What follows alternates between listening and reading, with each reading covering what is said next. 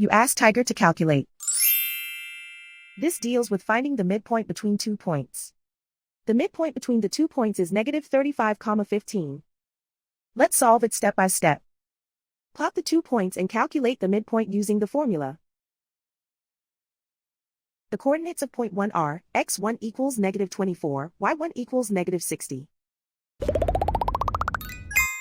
The coordinates of point 2 are, x2 equals negative 46, y2 equals 90. PM represents the midpoint of the 2 points.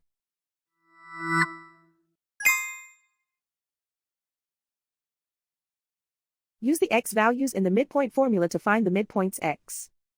x1 equals negative 24. x2 equals negative 46. Simplify the arithmetic.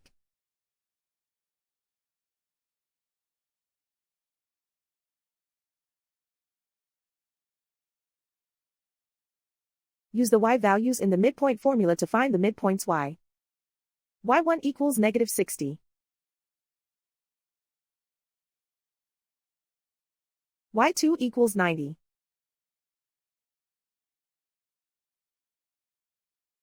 Simplify the arithmetic.